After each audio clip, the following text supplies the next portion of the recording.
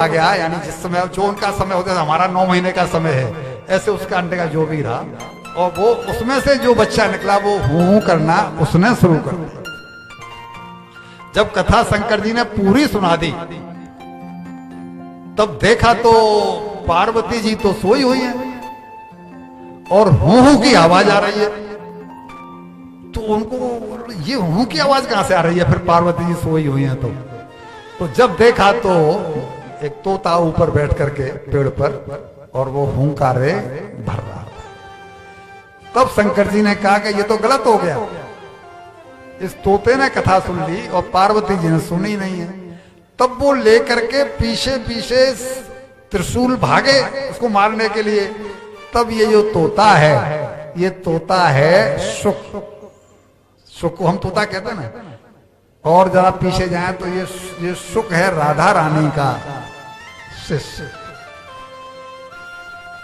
जहां बैकुंठ में राधा और कृष्ण रहते हैं तो ये शुक वहां पर कृष्ण कृष्ण।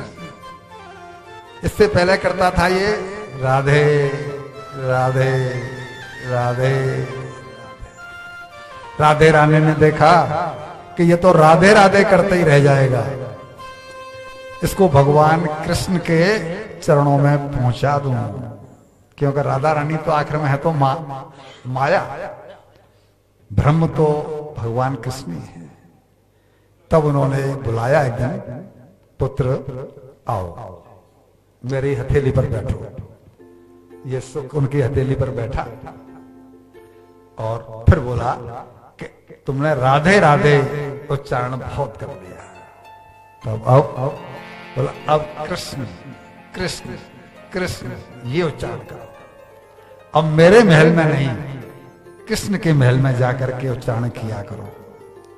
तो उस दिन राधा रानी ने इनको अपना शिष्य बनाया, इस तोते को, और कृष्ण नाम का मंत्र उनको दिया। कृष्ण कृष्ण बोलो कृष्ण बोलो। ये वहां से गए हैं और फिर भगवान कृष्ण ने देखा कि राधा रानी ने एक जीव को मेरे चरणों में पहुंचा दिया।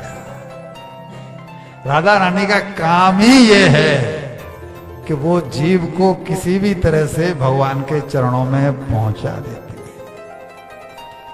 आज राधे राधे जो लोग करते हैं वृंदावन में, उनका उद्देश्य ये है कि जहां राधे हैं वहां श्याम तो फिर मिल ही जाएंगे।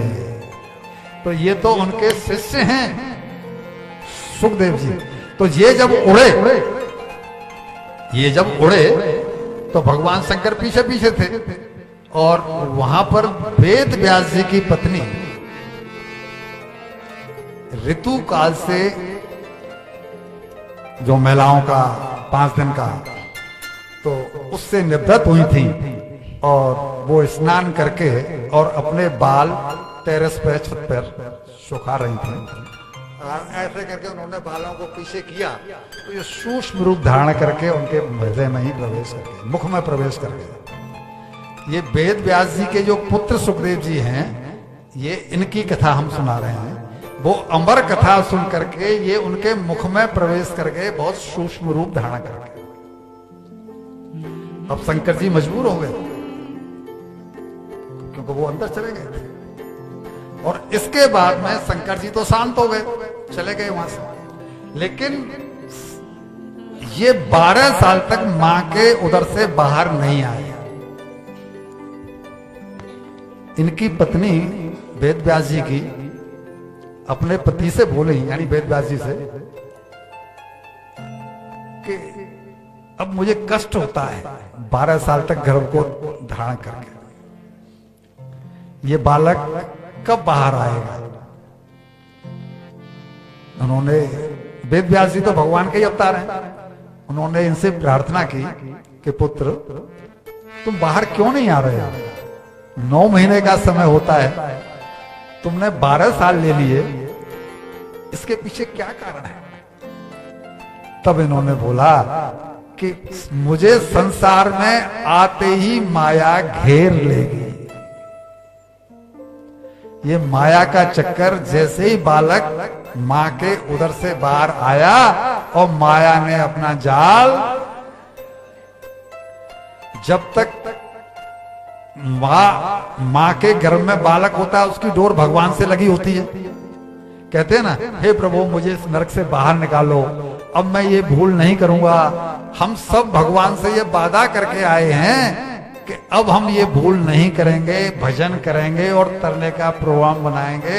लेकिन यहाँ पे आकर के हमको किसी को याद है क्या?